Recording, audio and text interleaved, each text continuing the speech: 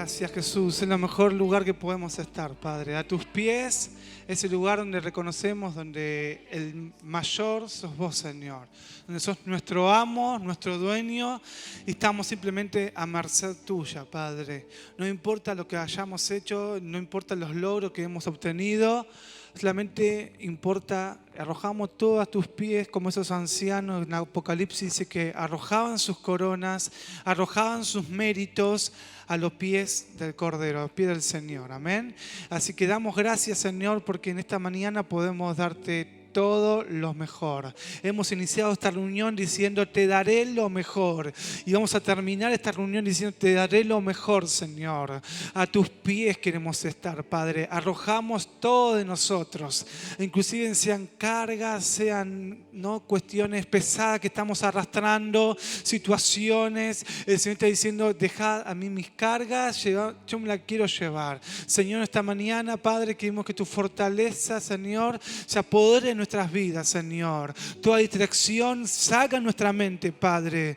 Tú te mereces la gloria, tú te mereces la honra, Señor. Y tú, Señor, habita en un lugar donde hay adoración, donde hay ofrenda, donde hay incienso, Señor. Tu presencia se manifiesta, Padre. Reprendemos toda distracción, reprendemos, Señor, al enemigo, Padre, en esta mañana. Declaramos victoria, declaramos que tú nos vas a hablar, Padre, porque tu palabra es efectiva, tu palabra es espada, Señor, que llega a lo más profundo de nuestro ser, Señor, y transforma el alma. Tu palabra tiene poder para cambiar vidas, corazones duros, entenebrecidos, Padre, pecados oscuros, Señor. Tu palabra, Señor, puede, Señor, transformarlo. Te damos gracias por todo en el nombre de Jesús. Amén y amén. Gracias, Jesús. ¿Pueden tomar asiento?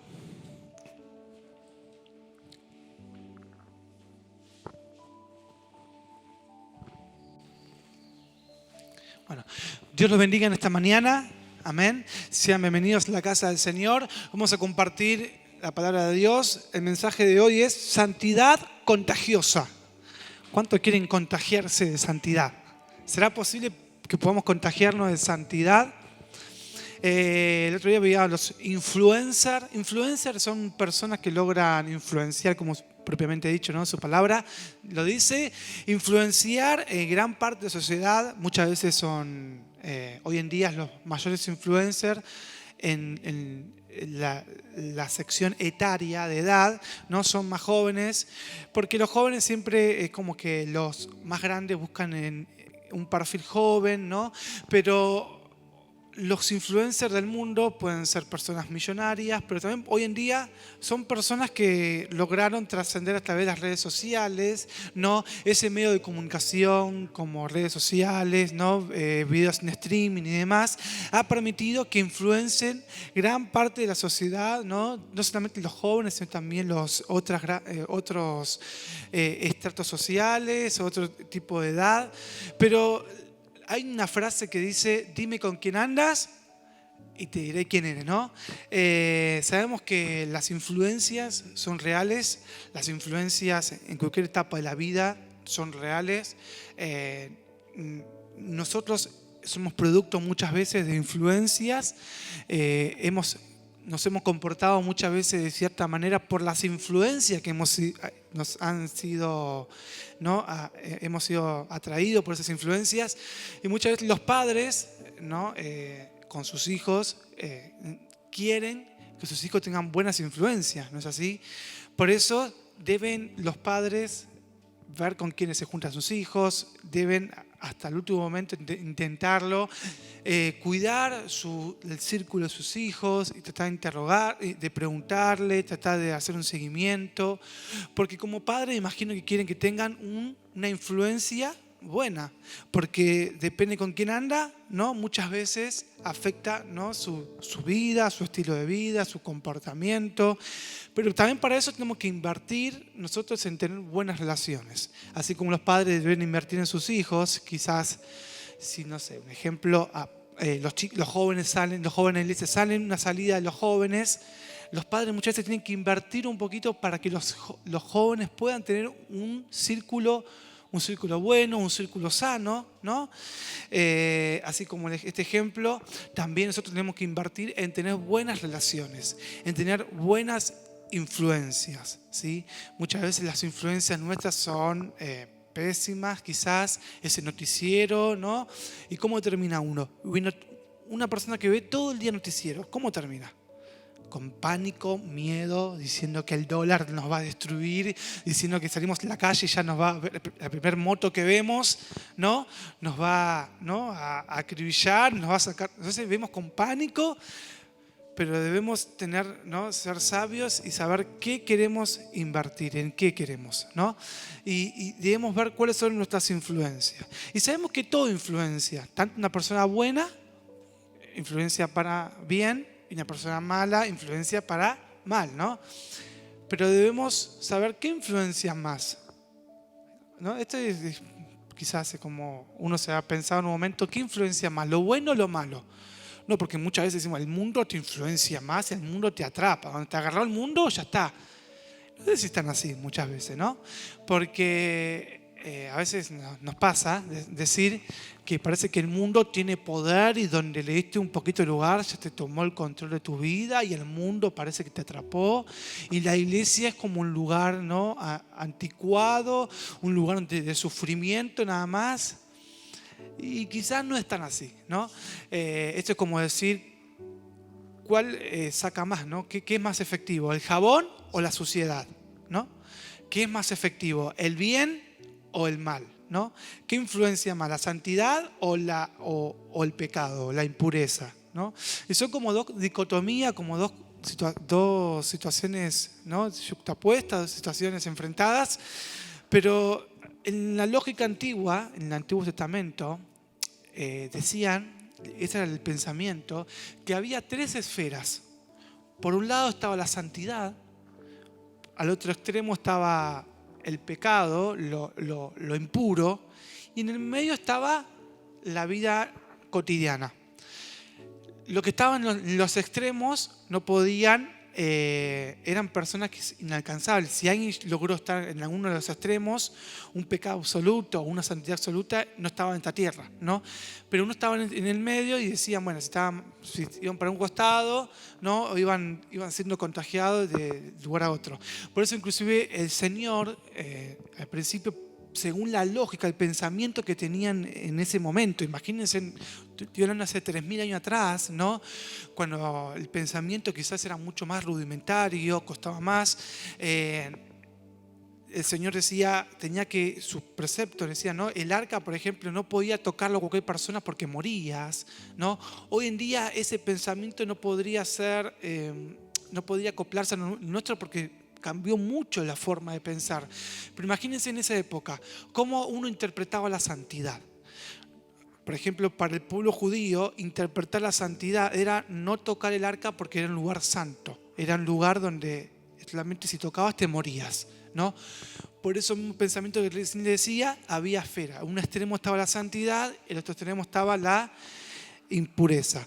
Pero ¿qué pasó? El pueblo de Dios sufrió, ¿no?, el cautiverio por el pecado, ¿no?, por rebelarse contra Dios, y ellos fueron, por ejemplo, a Babilonia mucho tiempo, y dice que luego del exilio, significa que fueron liberados, pero no volvieron igual. Muchos de ellos, ¿no?, y aparecieron algunas personas, ¿no?, que decían que no podían sacarse el pecado porque estuvieron en contacto con lo impuro, con personas impuras. Estuvieron en contacto con personas que practicaban lo inmoral, con personas que practicaban la liviandad. No estaba Dios en ese lugar. Entonces ellos decían, yo estuve en contacto con esta persona, entonces no puedo volver a la iglesia, no puedo volver a mis rituales sagrados, a la santidad, ¿no? Y empezaron a aparecer ciertos perfiles, ciertos tipos de personas, y uno de ellos quizás los escucharon, son los saduceos. Los saduceos fueron personas que luego del exilio, luego que salieron de Babilonia, un lugar donde estaban totalmente alejados de Dios, ellos dijeron, ya está, yo tuve contacto con el pecado, con personas del pecado, entonces ya no puedo volver a ser cristiano. Entonces los saduceos, ¿qué dijeron? vamos a ser como los romanos. Entonces eran judíos, pero también practicaban, no practicaban a rajatabla la santidad, no permitían que las escrituras sean parte de su vida, simplemente lo vivían como de vez en cuando había una fiesta en el templo, ellos asistían, pero no había, porque ellos decían, ya estuvimos en contacto con el mundo, así que ya está, yo sé que están bien las cosas de Dios, pero preferimos mantener una vida, ¿no?, secular, ¿no? Y muchas veces hay muchos cristianos que nos pasa eso, ¿no? Están tan en contacto con el mundo, con el trabajo, con la facultad, que dicen, yo ya no puedo ser cristiano porque el mundo me influencia, el mundo es más fuerte que yo, las cosas de Dios, entonces a mí el mundo me cambia. Entonces tenemos la excusa de decir, yo soy mundano porque en mi familia nadie es cristiano. Yo soy mundano porque no sirvo a Dios porque mi pareja no va a la iglesia, ¿no? Entonces nos pasa como los saduceos que se dejaron, ¿no?, secularizar por todas estas cuestiones, ¿no? Luego aparecieron otro grupo de personas que llamaban los esenios. Era una secta judía, ¿no?, que ellos eran todo lo contrario a los saduceos. Los esenios eran personas que decían que preferían apartarse del mundo. Ellos hacían monasterios y se encerraban a estudiar la palabra de Dios, se encerraban y decían todos los demás son pecadores, todos los de allá son impuros, no podemos tener contacto muchas veces con las personas porque nos van a contaminar. ¿No pasó esto en nuestras vidas muchas veces como cristianos? Nos hemos apartado de todo diciendo es todo malo, ¿no? Es todo impuro, es todo pecado. Ellos decían excluían a todo y preferían vivir una vida religiosa, una vida privada de placeres, quizás bueno, pero ellos vivían una vida apartada de todo, una vida de sufrimiento, pero un sufrimiento ¿por quién? Por Dios, porque decían tengo que sufrir porque esta es mi manera de machucar la carne, decía esta es mi manera de cumplir la ley. Entonces era un grupo totalmente diferente a los saduceos, eran los esenios, ¿sí?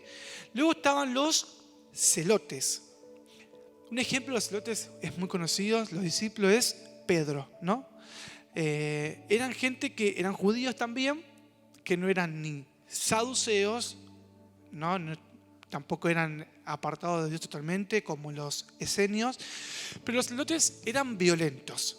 Ellos creían que iban a alcanzar la victoria, ¿no?, la victoria en Israel a través de la violencia física. No, ellos decían, tenemos que derrocar a Roma, el pueblo de Dios tiene que gobernar el mundo, ¿no? Y muchas veces hay cristianos que tienen pensamientos violentos, que siempre dicen, yo tengo una sana escritura, tengo una sana doctrina, pero siempre son rebeldes. Nunca se afirman en el Señor, siempre van de iglesia en iglesia, ¿no? Son personas que siempre acusan, yo soy santo, pero viven ¿cómo? Violentamente, ¿no? Ellos se justificaban su violencia, lo que hacían, no pagaban impuestos, este grupo de celotes, porque decían, no, yo cómo voy a pagar mis impuestos, cómo le voy a dar si yo simplemente sirvo a Dios nada más, si yo me autogestiono. Y muchas veces pasa esto en los cristianos. Somos rebeldes, duros, ¿no? Somos como estos celotes que venimos a juzgar nada más. Pensamos que acusando a los demás, pensando que ir de iglesia en iglesia. Yo no tengo una iglesia, yo soy autónomo, pero son violentos en realidad, ¿no? Aparentemente son personas buenas, son personas que cumplen, que intentan tener una familia ideal, pero en su corazón hay mucha violencia, ¿no? Este es un grupo de los celotes, ¿no?, que luego del exilio se formó. Y por último están los fariseos. Los fariseos eran un poco más flexibles porque intentaban adaptar las leyes. No eran como los esenios, que eran muy rigurosos con la ley, que querían cumplir rajatabla, sino que los fariseos quizás eran un poco más flexibles, intentaban adaptar las leyes del Antiguo Testamento a ese primer siglo, pero igualmente era muy duro su manera de vivir. Ellos inclusive eran muy rígidos, aplicaron 613 reglas para cumplir el Antiguo Testamento. Un ejemplo de ello era que la mujer no podía el día sábado mirarse al espejo porque la mujer era vanidosa y quizás si se veía el espejo iba a intentar quitarse una cana y eso era pecado. Pero eran reglas impuestas por el hombre. Pero todas estas reglas empezaron a imponerse para tratar de ¿qué? De no contagiarse con lo impuro, de tratar de cuidar la ley. Yo no quiero ser mal pensado, que creo que ellos, las buenas intenciones estuvieron, ¿no?, en este grupo de fariseos, en los celotes, en los esenios, pero todo ¿para qué? Para no contagiarse del pecado, sino preservar la santidad, ¿no es así? Pero ¿qué pasó con los fariseos, por ejemplo? Eran tan rigurosos también que no aceptaron ¿a quién? A Jesús como al Mesías. No aceptaban a Cristo, ¿no?, a Jesús en este mundo, porque es más, quienes crucificaron a Jesús en la cruz no fueron los romanos en realidad, no fueron ellos quienes impulsaron a que crucifiquen a Jesús. El mismo Barrabás, ¿no?, estuvo ahí presente y salió liberado, y Jesús quedó como malhechor, como el peor. ¿Y quiénes los eligieron? Los propios judíos. Entonces los fariseos, los mismos fariseos, fueron quienes crucificaron a Jesús. Y muchas veces nosotros mismos crucificamos a Jesús intentando tener una vida apartada de Dios, intentando tener una vida de santidad. Terminamos como religiosos, terminamos una vida inflexible, terminamos una vida dura, cuando Jesús dijo todo lo contrario. Y no estoy hablando de liberalidad, porque yo tengo una idea, ¿no? ¿Cuánto si a los judíos, si estos fariseos intentaban cuidar la ley, intentaban cuidar la palabra de Dios, hicieron tanto esfuerzo por tratar de preservar la palabra de Dios, la santidad, y no lo lograron? ¿Cuántos más nosotros que hacemos muchísimo menos por intentar agradar a Dios, por intentar cuidar la palabra? ¿Cuántos más alejados estamos de la santidad muchas veces, no? Entonces, ¿pero qué pasa? Hay otro problema acá, ¿no? En Mateo 23, vamos a compartir. Mateo 23. Dice así: ¿qué aflicción les espera, maestros de la ley religiosa y fariseos, hipócritas? Un poco fuerte el tono de Jesús, ¿no? Pues se cuidan de dar el diezmo sobre el más mínimo ingreso de sus jardines de hierbas, pero pasan por alto los aspectos más importantes de la ley: la justicia, la misericordia y la fe. Es cierto que deben diezmar, pero sin descuidar las cosas más importantes. O sea, no está diciendo el Señor que no viva una vida forzada, que no diezme, que no cumplan, porque debemos cumplir, debemos tener un criterio, reglas, no reglas que terminen. Pero hay un aspecto más importante que no se dieron cuenta. Cuando el hombre empieza a imponer tantas reglas, que termina olvidando lo importante, y Jesús lo dijo, y es la justicia, la misericordia y la fe. Tengamos cuidado de no perder la justicia de Dios en nuestras vidas, porque recuerden que nosotros somos a imagen y semejanza de Dios. En nuestro corazón tiene que haber justicia, ¿no? Me gustaría en una prédica un poco profundizar lo que es justicia, lo que es para Dios justicia, ¿no? Y también misericordia, lo que es fe, ¿no? Son tres pilares importantes que debemos cuidar en nuestras vidas. Pero el Señor está diciendo, está bien que diezmen todo, que intenten agradar a Dios, que se congreguen, que den sus diezmos, sus ofrendas, pero también no descuiden las cosas más importantes, ¿sí? No descuiden lo mejor de lo mejor. Y muchas veces nos puede pasar a nosotros que nos transformamos en religiosos a llegar a la iglesia. Muchas veces nos puede pasar a nosotros como servidores de Cristo que somos profesionales de lo que hacemos. Yo como sé cantar, como sé tocar la batería, como sé hacer esto, me olvido de tener una vida de fe, una vida de consagración, me olvido de lo mejor y solamente somos una apariencia. Y Jesús les dijo, son un verdadero hipócrita, ¿no? Qué feo que alguien lo diga, el pastor de acá, y diga, ustedes son hipócritas, ¿no? Suena como, epa, ¿qué pasa, pastor? ¿No? Como que no le gustaría que nos digan eso. Pero en aquella época el hipócrita era el buen actor. Cuando era una persona que actuaba muy bien, ¿no? Una persona que sabía actuar. En ese momento había mucho, estaba el Coliseo Romano, había lugares donde se mostraban los verdaderos actores, ¿no? Fingía ser una persona que era, lo llamaban los verdaderos hipócritas, porque eran personas que fingían algo que no eran. O sea, qué buen hipócrita cómo actúa bien, ¿no? Qué buen actor. Hoy en día nos llaman artistas y demás, pero en esa época eran los hipócritas. Y Jesús los llama así a los fariseos, ¿no? Que fingían, ¿no? Daban los diezmos, pero terminaban desechando las cosas más importantes. Pero Jesús tenía un enfoque diferente. ¿Quieren saber el enfoque de Jesús? Vamos a leer San Juan capítulo 17, de cómo debe ser la santidad. Y sabemos que el poder de la santidad es muy fuerte.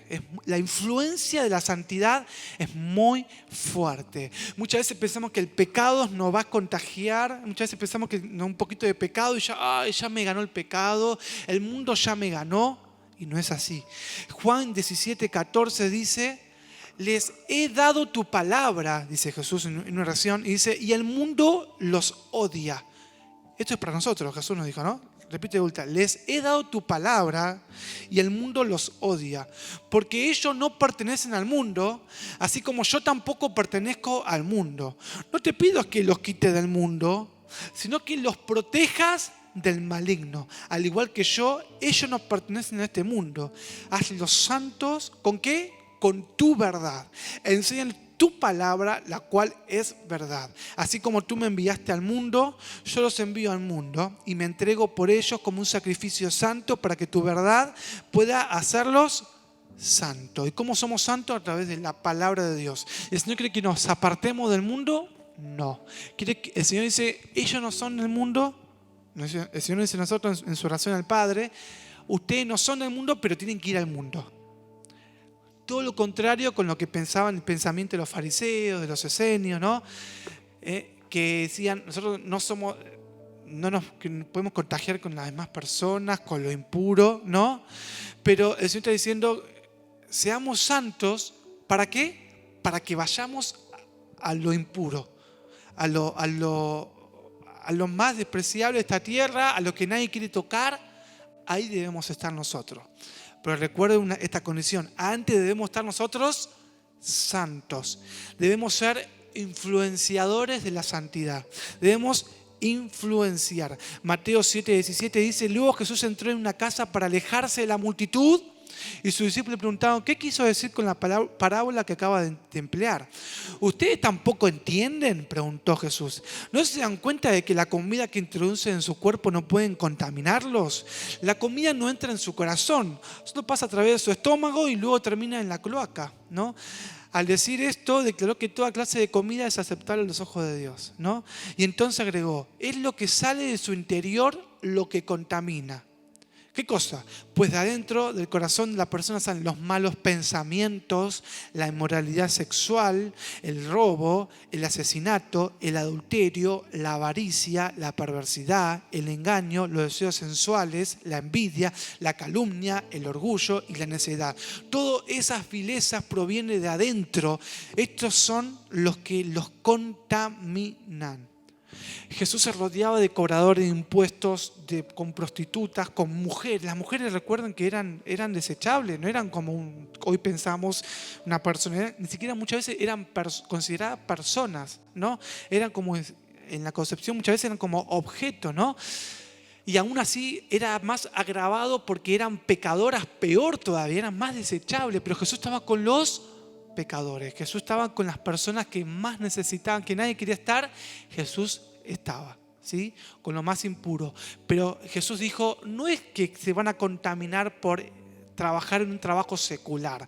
No es que se van a contaminar por ir a estudiar, por ir a visitar a su familia. No se van a contaminar por eso.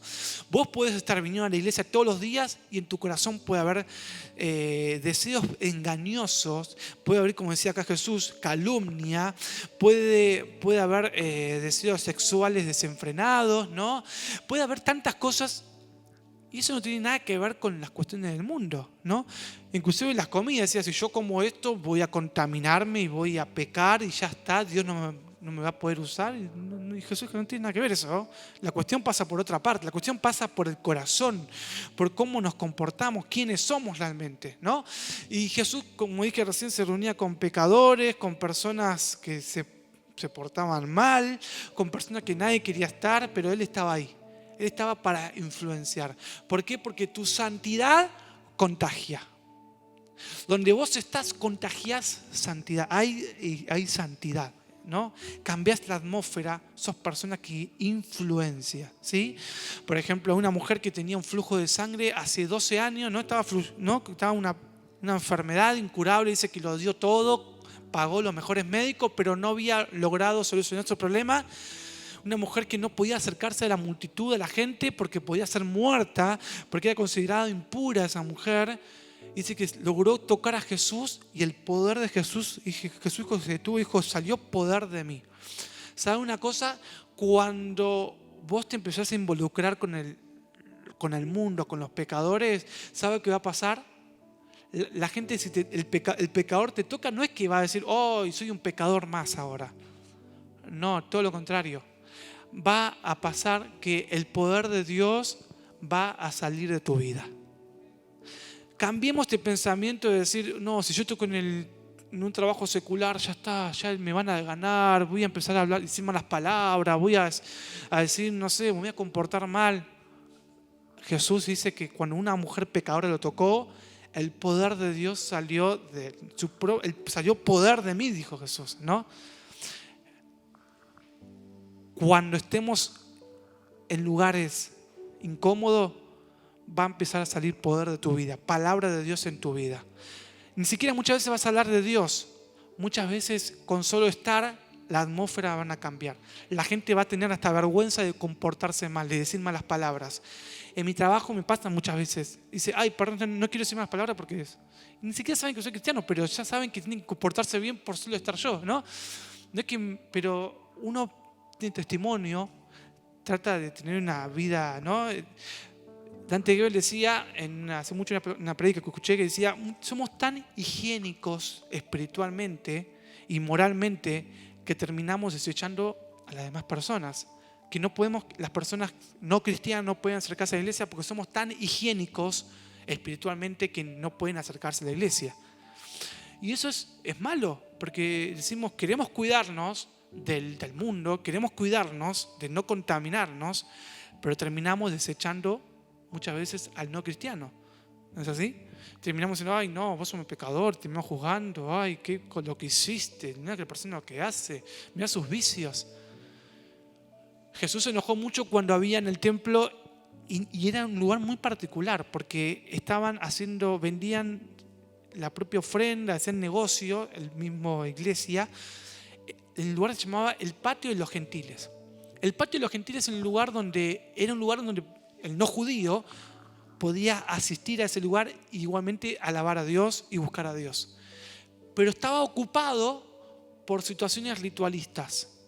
Estaba ocupado por sacrificios, ¿no? Por ventas de sacrificio. Y muchas veces nosotros ocupamos ese lugar que es en nuestras iglesias, y hablo en términos, ¿no? de interpretación, de actitud. Ese lugar que debe ser para el no cristiano, para la persona inconversa, lo ocupamos de situaciones ritualistas, de ofrendas, de sacrificios, de esfuerzos humanos.